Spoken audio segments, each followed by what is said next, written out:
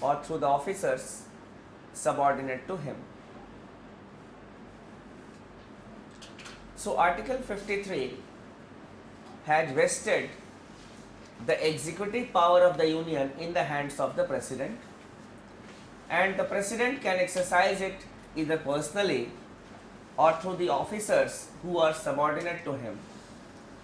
The civil servants are the officers who are subordinate to the President, and on behalf of the President of India, they implement or they discharge the executive functions of the Union. The ministers are not officers. Clear? The ministers are not officers. It is the civil servants who discharge the executive functions or the powers of the Union on behalf of the President of India. The name is that of the President of India.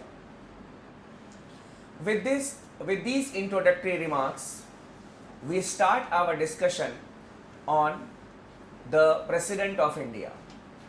And the first important thing that we will be taking up for discussion is the election of the President.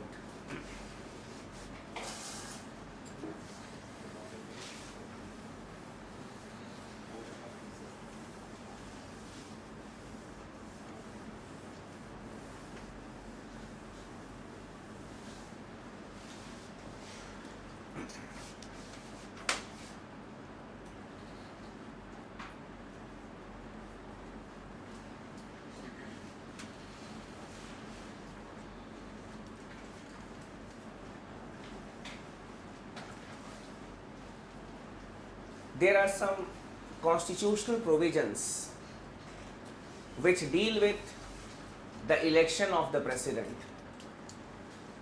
Apart from the provisions of the Constitution,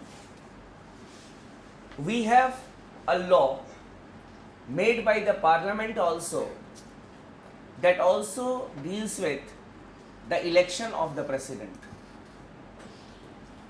The Constitution provisions like Articles 54, 55, they provide a broader outlook who will elect the President and the method. But the technical aspects of the presidential elections have been mentioned in the President and Vice President Election Act. The latest act, that is the President and the Vice President Election Amendment Act, it has made some changes in the original act. Now in the parliamentary acts which are there, we find that they talk about the returning officer, they talk about the number of members required to propose the name of the candidate, the security deposit which is to be there. These technical aspects have been mentioned in the President and the Vice President Election Act. Now, according to the President and Vice President Election Amendment Act 1997,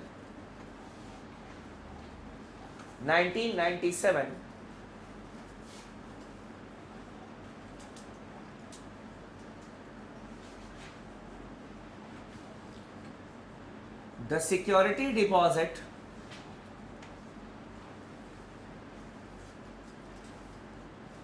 for a presidential candidate, the security deposit for a presidential candidate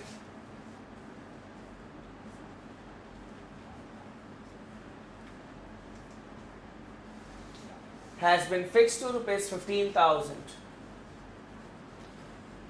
Has been fixed to rupees 15,000.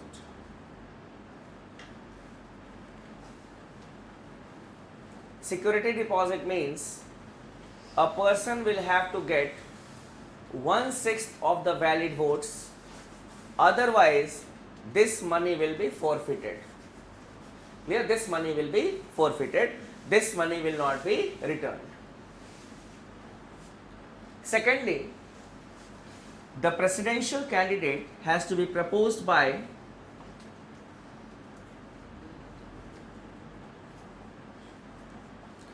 the presidential candidate has to be proposed by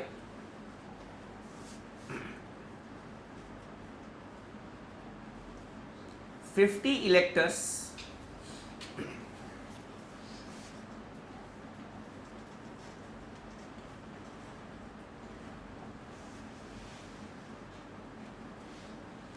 and seconded by another 50 electors.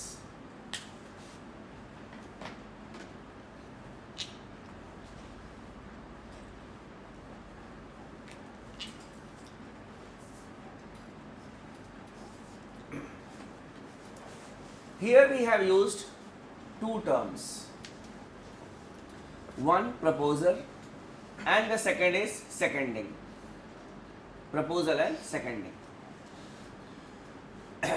In a democracy, when the election takes place, a person cannot say that I will be a candidate, because that will be undemocratic.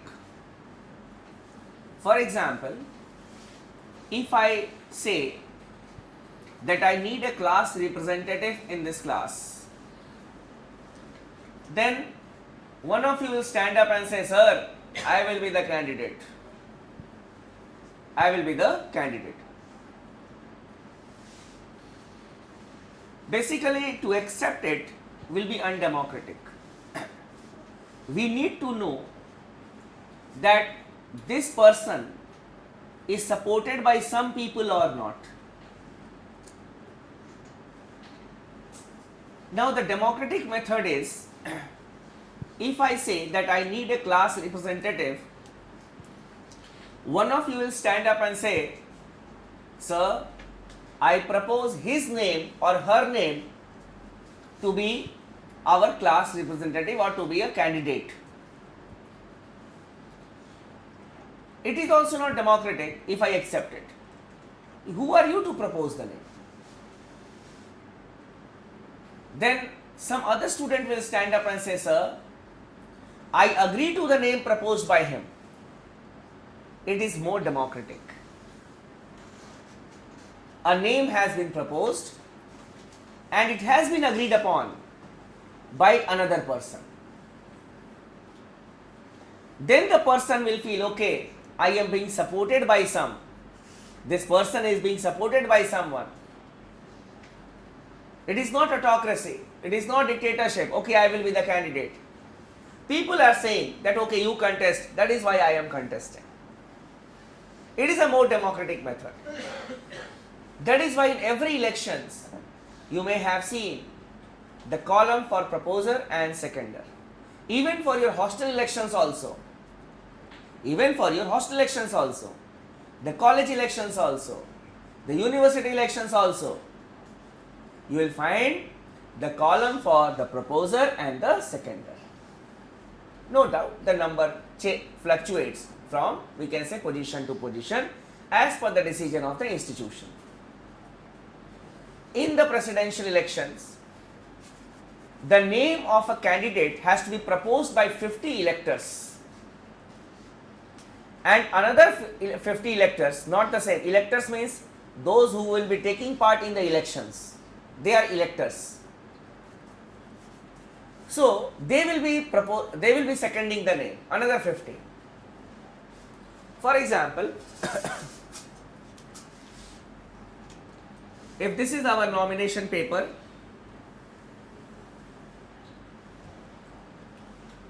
post the President of India, then the candidate,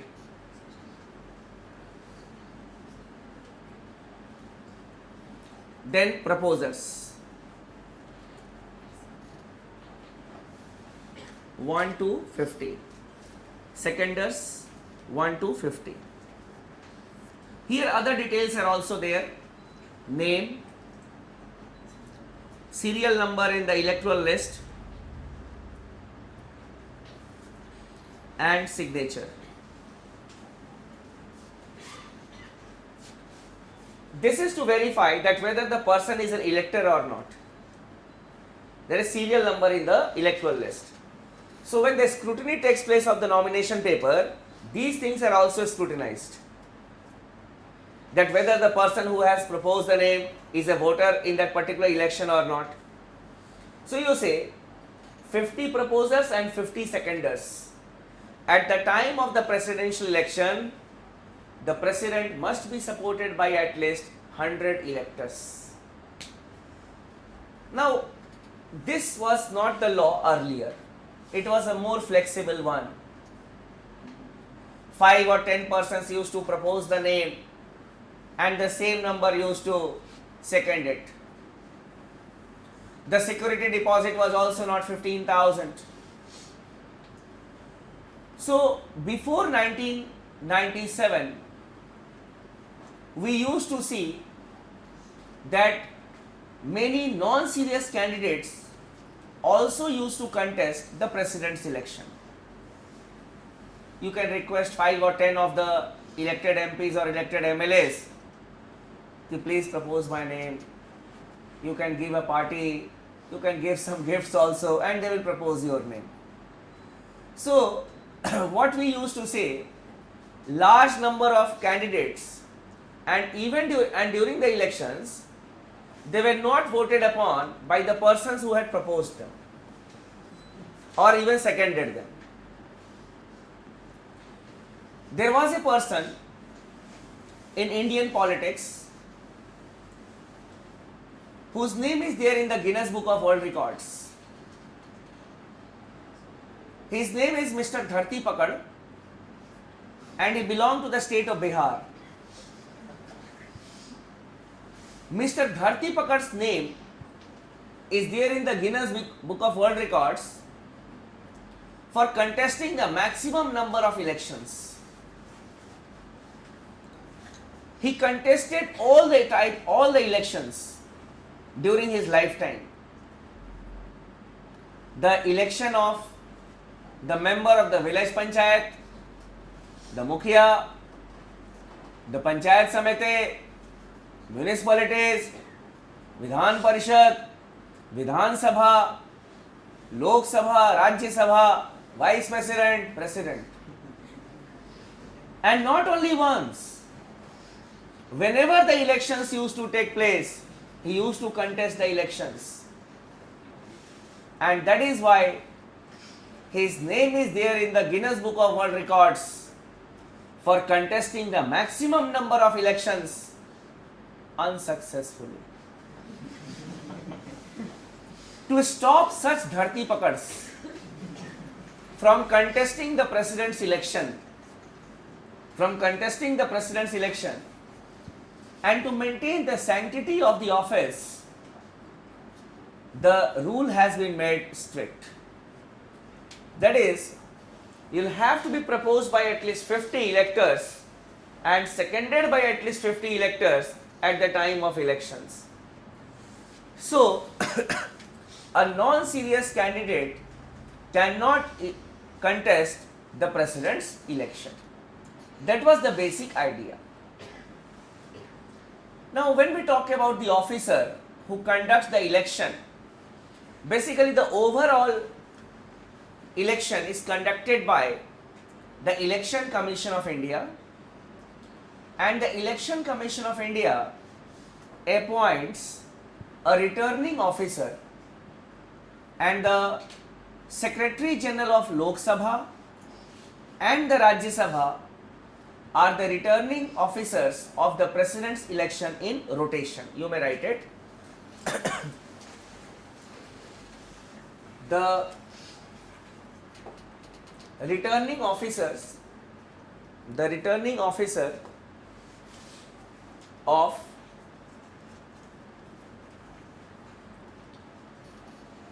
the president's election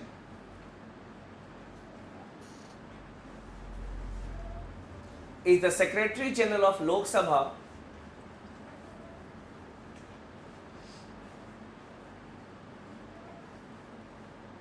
and Rajya Sabha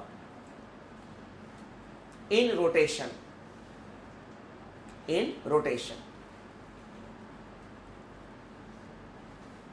For example, in the last presidential election, it was the Secretary General of Rajya Sabha who was the returning officer. In the next presidential election, the Secretary General of Lok Sabha will be the returning officer. Who is a returning officer? The returning officer is a person who is responsible for the conduct of elections on behalf of the Election Commission. He receives the nomination papers, he scrutinizes them, it comes up with the final list of the candidates, and he is the person who declares the result. We have got returning officers for various type of elections. For the Lok Sabha elections, the district magistrate is normally the returning officer. For the assembly elections, we have the SDM or the SDO, who is the returning officer.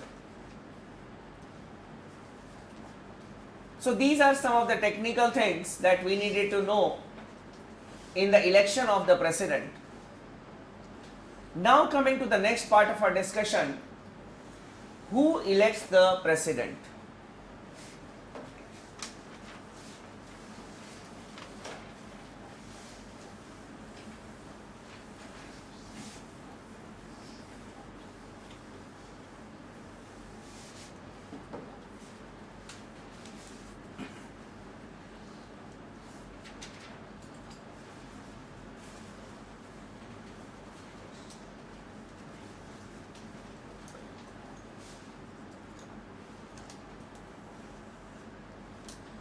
Article 54 of the Constitution holds that the president is elected by an electoral college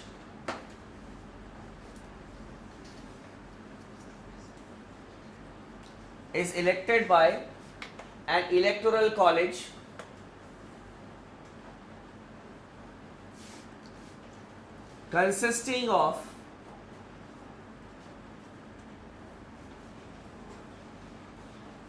the elected MPs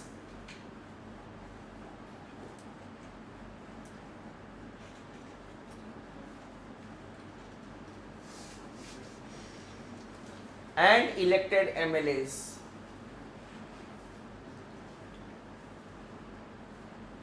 Elected MPs and elected MLAs. Here elected is the key word.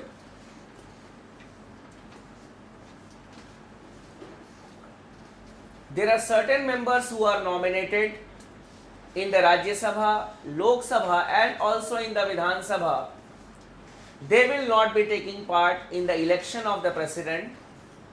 Apart from it, the members of the Legislative Council, Vidhan Parishad, they will also not be taking part in the president's election.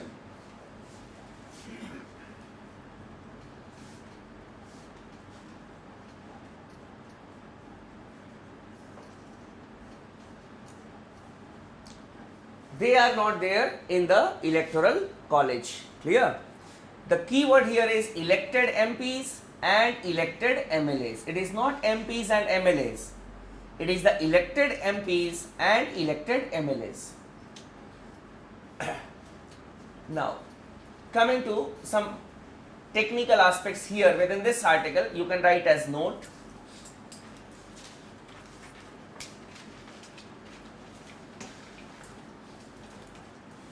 The 70th Amendment Act,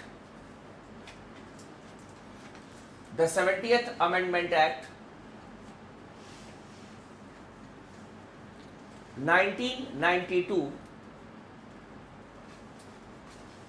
gave the voting rights to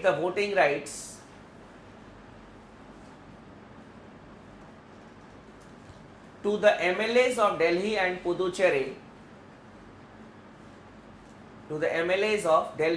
Puducherry,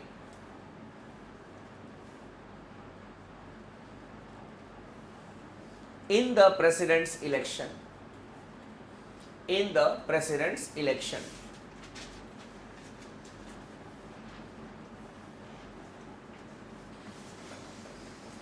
So before that, the union territories had no right to take part in the election of the president.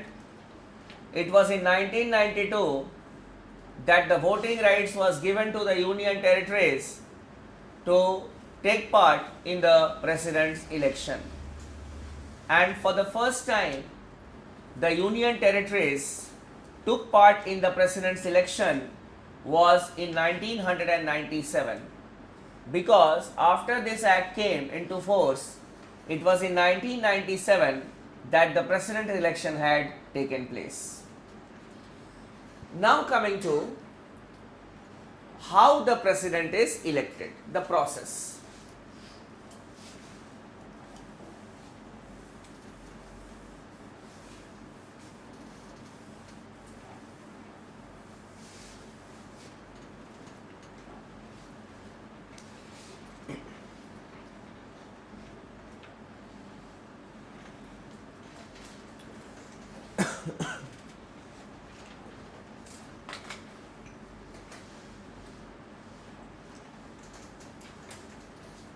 According to Article 55 of the Constitution, the President is elected by the method of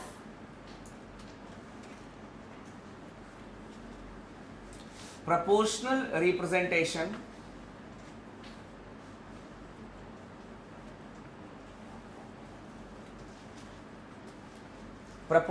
representation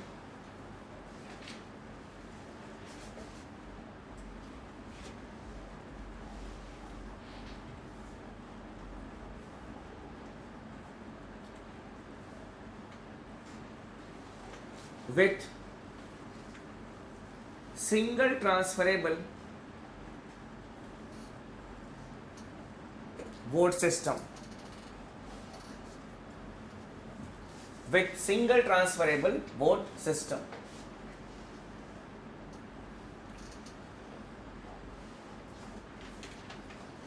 When we analyze the election systems which are prevailing in India, we see that there are two types of election systems which are prevalent in the country. One is the first past the post system.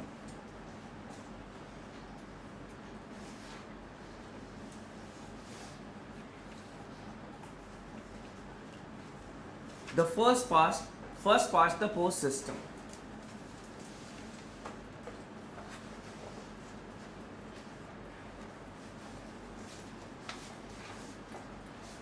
Now, under the first past the post system, a candidate who gets the more number of votes is declared as the winner. It is relatively more number of votes. For example,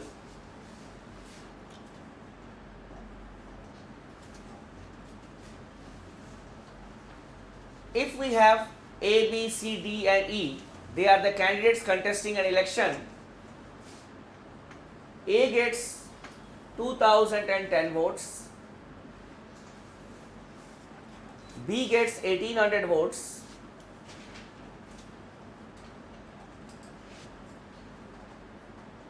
C gets 2035 votes,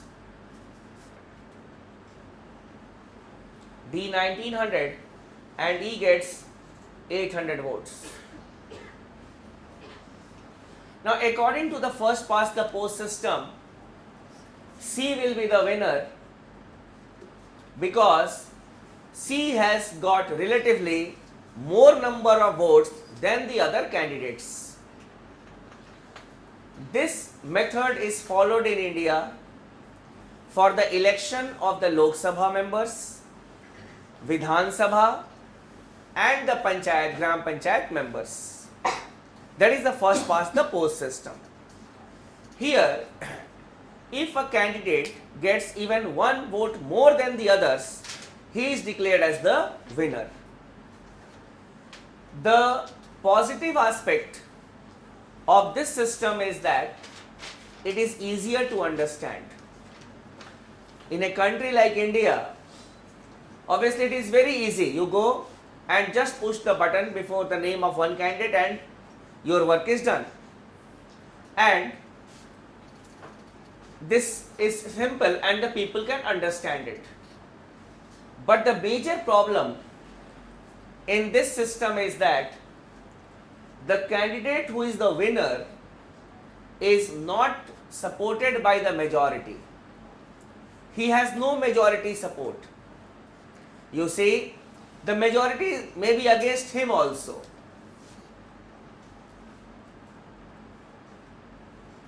If you combine the votes of A, B, D and E, that will be far more than what C has got. So C is not being supported by the majority. The majority is against him. But the president must be supported by the majority. For that, we have adopted a method called proportional representation.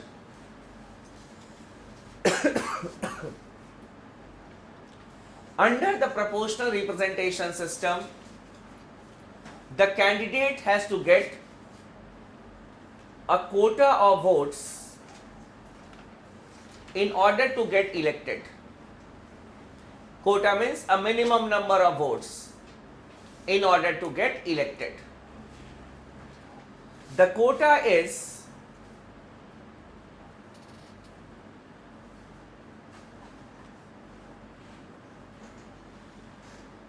total number of valid votes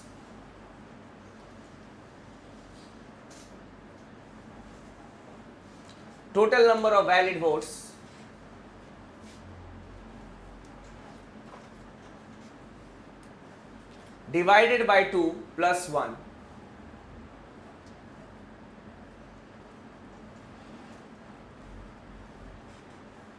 For example, if there are 10,000 valid votes, we will not be counting the invalid votes. What is an invalid vote?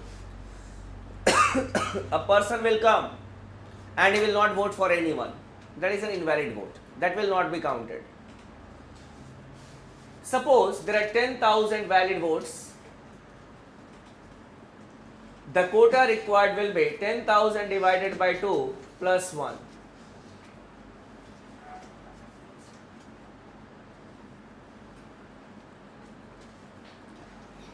This number will always be more than the rest. Now, where we have got two candidates, it is very easy to get the quota. When we have got two candidates, one will get the quota, one will not get the quota. But in a multi-cornered contest, when there are 4 candidates, 5 candidates, and if the votes are divided, no one gets the quota, then what will happen? To substantiate the proportional representation system and how quota can be achieved in a multi-cornered contest, the proportional representation is accompanied with by a supplementary one that is known as single transferable vote system.